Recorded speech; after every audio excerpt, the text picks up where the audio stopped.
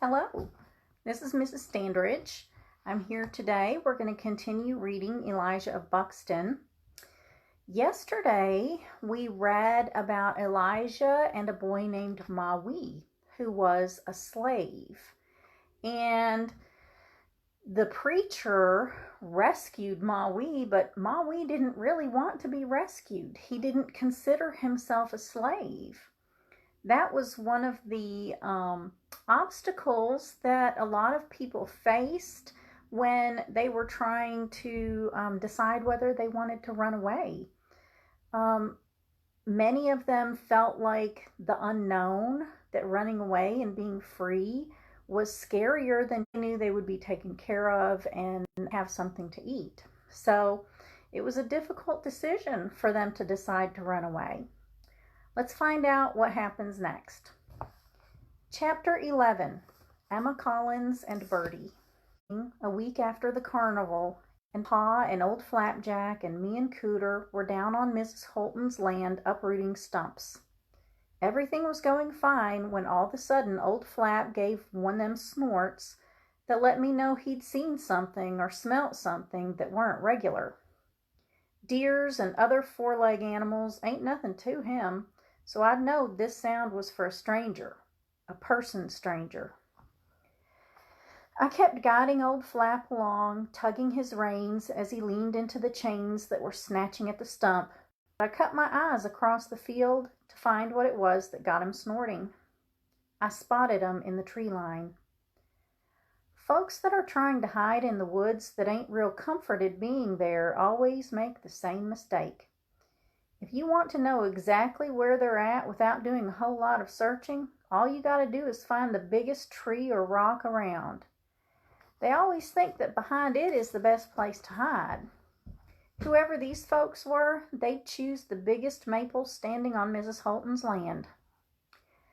I saw two heads peeking out from amongst the green behind the maple about 50 yards off. I kept working and whistling Old Flap on, pretending I hadn't seen nothing at all. I said, Pa, Old Flapjack just got wind of some folks in the trees off to the east. Pa didn't quit working, nor look round, nor act like I'd talked to him. He just said, Is they white? No, sir. How many of 'em is they? All I saw was two, sir. Looks like a man and a boy. Pa said, Cooter, head on back and find where Emma Collins is at. Tell her she needed. Don't be looking back, and once you're out of sight, run hard. Cooter knowed why Pa wanted Emma, so he said, Yes, sir, and acted like he was strolling away. It seems peculiar, but we had to act like this, so didn't no one get spooked. Most times when new free slaves come to Buxton, they get helped here by an Underground Railroad conductor. But every once in a while they find us all on their own. When that happens, someone usually spots them amongst the trees or bushes, stealing looks and studying us hard, not sure if it's safe to get noticed. Even if they ain't seeing no white people, they still can't bring theirselves to show who they are. We learnt a long time ago not to make no big commotion when we first see 'em. We learnt that all the running they'd been doing, all the looking over their shoulders and not knowing when they were going to eat again, or where they were going to sleep, or who they could trust, made 'em skittish and even dangerous, and not likely to take to no one running at 'em. Not even if you were smiling and waving and showing how happy you were that they got through. Before you'd reach 'em, they'd just melt back into the woods, and you'd be standing there wondering if you'd really seen anything at all. If a bunch of us went charging at 'em, whooping and raising Cain, they might disappear back into the forest for another 2-3 days. And that was 2-3 days that they were free but didn't know it, which Pa says is tragical, 'cause you ain't never going to know how much time you got here on earth, and each day you're free is precious. That's why after we'd tried a slew of other things, we found the best way to welcome new free folks to the settlement was to use that crying little brat, Emma Collins. Cooter warn't gone for no time at all and came back towing Emma with him. Cradled up in her arm, she was holding on to her doll. It weren't nothing but an old sock that someone had jammed stuffing up inside the toe part, and then string tied around and round the neck to turn it into a head. It had 2 big brown buttons sewed on for eyes and 6 little white buttons sewed on for teeth. It even had a bunch of braided black yarn sewed on for hair that was supposed to look like plaits. Emma had gone and put little ribbons on the end of each plate and had made the doll a blue dress and a red apron. Total all them things together, and you end up with a frightsome mess that's likely to give you nightmares. But Emma toted it near everywhere but school.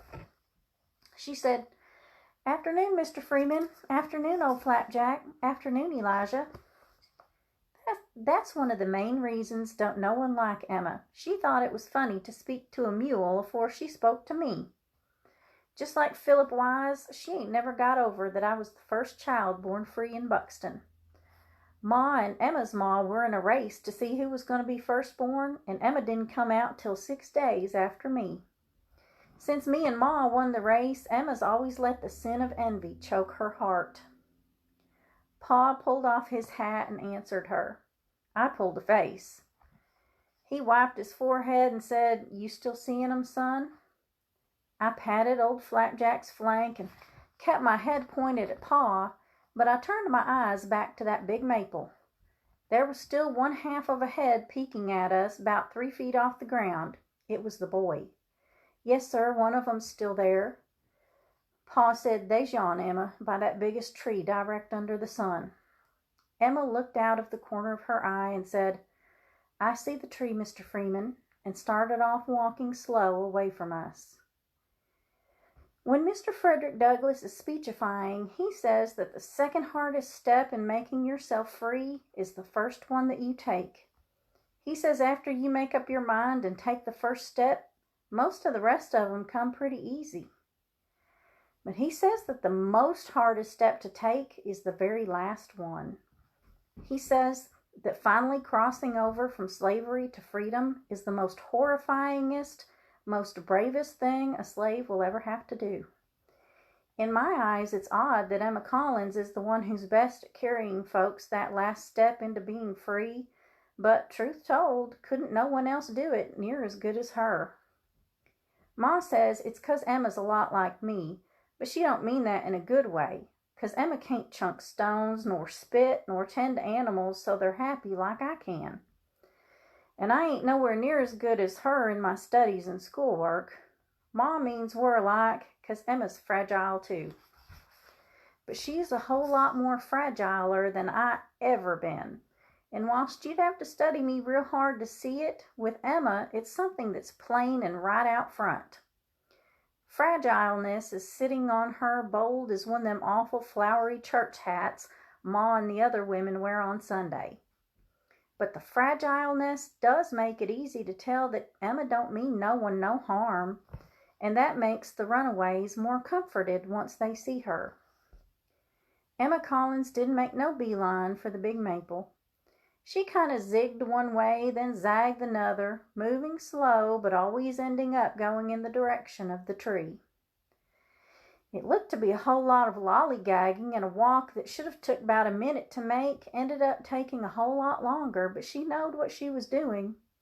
She bended over to pull up a yellow flower, acted like she was showing it to that terrorific doll, moved on a bit, squatted down to lift up a rock to see what was underneath, put the doll's face close to the ground so it could get a good look too, moved on some more, twirled and spinned round a couple times, moved on a little more, brushed something off the doll's dress, and afore you could say how she did it, she'd wandered right up next to the big maple.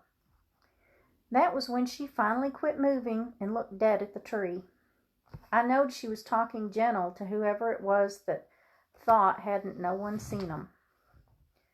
She was too far off and talked too soft for me to hear, but I knowed she was saying, "Hello, my name's Emma Collins. I'm the first girl who was born free in Buxton, and now you're free too. We're very pleased you are going to be our new neighbors. Come, everybody's waiting to meet you." Emma finished her speechifying and reached her right hand out toward the tree. Didn't nothing move for the longest time. Then, slow as can be, A man came out from behind the maple, holding on to his hat. He talked a bit, pulled his hat back on, then dropped on one knee and reached his hand out to Emma. Emma took hold of his hand. He stood up, and she commenced walking the man right to us. I said, "She's got him," and Pa finally looked over and waved. The man didn't return Pa's wave or nothing. One of his hands was holding on to Emma, and the other one was behind his back. He was looking side to side and all round, seeming like he was about to bolt if someone said boo. When he was about 20 paces from us, the man turned Emma's hand loose, pulled off his hat, and called to Pa, "Pardon me, sir. The child right? This here really Buxton?" "Morning. Yes, sir, it is, and y'all's really free." The man brung his hand from behind his back. He was clutching on to a long, shiny knife. He looked at it, then back at Pa, and it seemed like he was fixing to cry. He turned the knife so's he was hanging on to the blade and said, "I's terrible sorry about this here dagger, sir, but—" He wiped at his eyes. "But we's so tired of running, we's come so—" He couldn't talk no more. Pa walked right up on him and wrapped his arms around the man and said, "Don't say nothing more, brother. I know it ain't been easy, but you found where you're supposed to be. You're home. You alone?" The man said, "No, sir," turned back toward the maple and whistled, then waved both his arms over his head. A woman, a boy, and a girl, hanging on to one another's hands, stepped out of the woods and started heading slow toward us. They were walking low, and their heads were ducking and shooting from side to side, just like the man's had been. Instead of taking the direct way to us, they skirted along the woods and the part of Mrs. Holton's land that Mr. Leroy had already cleared. The woman was toting a bundle tied to her back. I knowed it was a baby because it was tied the same way all the settlement women do when they're working and want to keep their children with them. About halfway across, they broke away from the tree line and started moving faster and faster through the clearing toward us. Their mouths were pulled wide open like they were fixing to scream, but didn't know sound come from them. After a second, they started running all out, acting like the devil himself was on their tail. Then they commenced making a sound that made my skin all twitchety with goose flesh. It weren't like no human sound at all. It was a kind of wail and a moan and a yell all stirred up together. It was something terrible to hear. The man throwed the knife down and ran out at 'em. They crashed one into the other so hard you'd think they'd have knocked each other over, but they didn't. They stood all knotted together, keeping up those horrible noises and holding on like there weren't tomorrow. They acted like they hadn't seen one another in 100 years, instead of just a minute or two. The little boy, who appeared to be about 5 years old, was blubbering and turning his legs up and down like he was still on the run, but he weren't moving nowhere. He was running in one spot, clutching on to his mother's and father's legs. It must have shook him up bad to see his ma and pa crying and looking wild and carrying on like this, 'cause all of a sudden the front of his breeches started getting covered with a dark stain.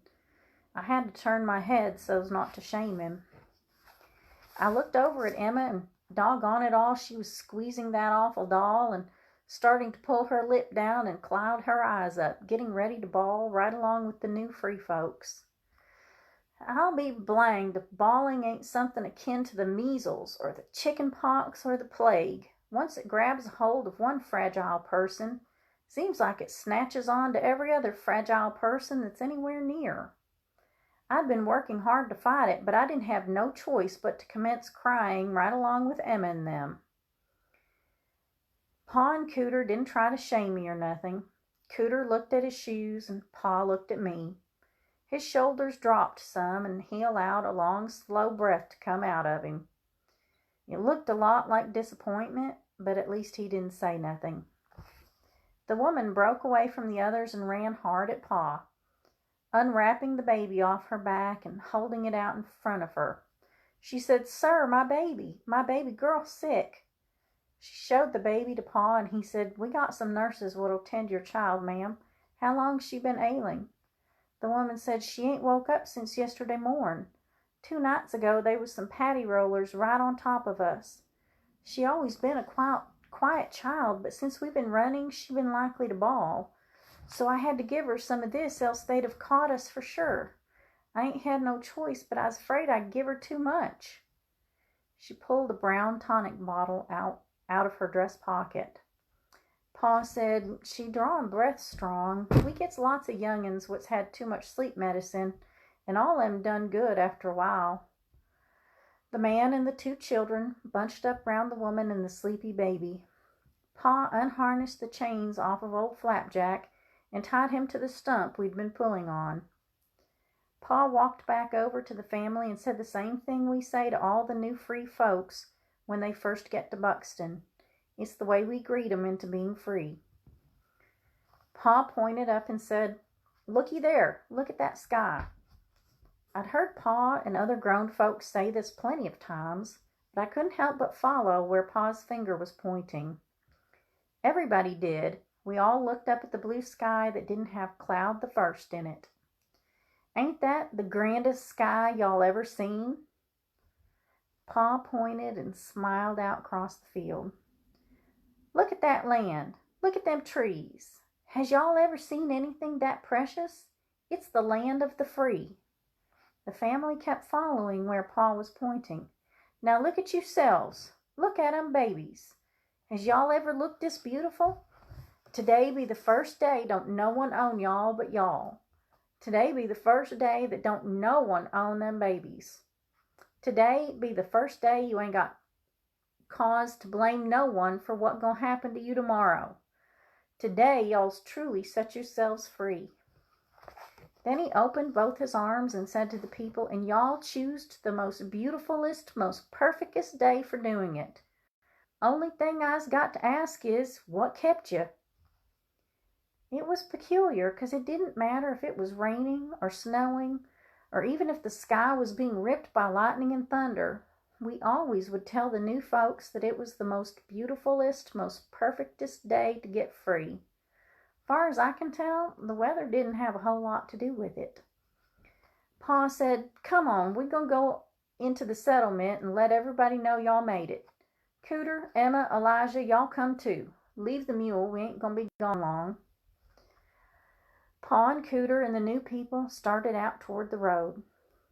Fragileness is mighty embarrassing, even if you're a girl, so me and Emma both hanged back a little to get the sniffling out of us. Emma set her doll and the little yellow flower on the stump and pulled out a kerchief to wipe her eyes and nose. I've had it explained to me plenty of times, but I ain't never going to understand the purpose of having a piece of cloth made just for blowing your nose into.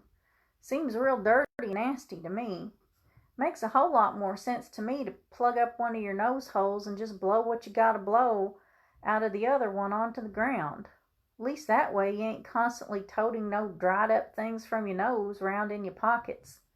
But Ma's always telling me not to do that, especially round respectable folks. Far as I can tell, Emma ain't the least bit respectable, but for Ma's sake, instead of blowing my nose onto the ground, I blowed it into my shirt sleeve. Emma gave me a dirty look, and I gave her one right back. I remembered the knife that the man dropped and left in the field. I picked it up and ran to catch up with Pa and them. I said, "Sir, you forgot this." I reached the knife at him. Him and the woman looked at one another and soured up their faces. He said, "Thank you, boy, but we's free now. I don't want to see that dagger never no more." I couldn't help but be surprised. The man said to Pa, "Sir, I swored wasn't no one going to take us back lest it be over my dead body. I swored it, and I proofed it wasn't no bluff. But now ain't no more need for that dagger. Ain't no more need to be thinking about the dirt what's all over it. It's sullied. It ain't clean." I looked at the knife. It looked like the blacksmith had just got done making it. I said, "But sir, it looks like it's new. It ain't dirty at all. It looks like," Pa told me, "Elijah, put the knife in your tote sack and be still." He said to the man, "Don't worry, sir. I'm going to take care of the knife." I hoped Pa was going to tell me what this meant later, but I knowed by the way he'd done everything quick-like that I shouldn't say no more about it for now. I took a rag out my tote sack and wrapped the knife in it so's it wouldn't bang up against none of my chunking stones. We started back up walking, and Emma zigged and zagged her way up to the new free girl. The little girl acted like Emma was a haint and hugged in closer to the boy with the wet trousers. Emma smiled at the girl and tried to hand her the yellow flower she'd picked. The girl looked at the flower, then at Emma, but still held on to her brother. Then Emma stuck the flower down in that terrific doll's apron and reached the two of them out to the new free girl. The girl kept gripping her brother with one hand, but raised the other one slow to take the doll. Once she got a hold of it, she hugged it to herself hard, staring at Emma. Emma said, "Her name's Birdy. I suppose you can call her anything you want to, but she's always liked the name Birdy best. She's kind of shy, so she wants me to ask if you'd mind being her new ma." The girl looked long and hard into the doll's brown eyes, then smiled like she saw something there, besides a couple of buttons and some thread. She shook her head up and down and moved her mouth like she was saying, "Thank you, ma'am." Emma smiled and said, "You're welcome." I might have said something welcoming to the boy, but I'd learnt from it happening to me personal that if you wet your pants in front of a bunch of strangers, you don't really want no one talking to you. You don't want no one asking why you're walking stiff-legged or doing nothing that will draw no attention to yourself. My keeping quiet weren't from being ignorant and unwelcoming. It was done so's not to shame him. Besides, after he got done walking all the way to the settlement with that pea chafing round in his pants, rubbing him raw, he weren't going to want to talk at all. Cooter said to me, "They's the first new free in 4 months, Eli. You done the last ones, so it's my go to ring these here folk in." Cooter was right. I had runged in the last new free people, so it was his turn now. I said, "Pa?" He said, "Y'all run on ahead." Me and Cooter both said, "Yes, sir," and tore off toward the settlement. Near everyone in Buxton who would come a-running once we started tolling the Liberty Bell. Okay, so that's the end of Chapter 11. Tomorrow we'll read Chapter 12, and we'll find out what's happened to these newly freed slaves. And hopefully they'll settle into Buxton. I'm glad you could join me today, and I'll see you tomorrow. Bye.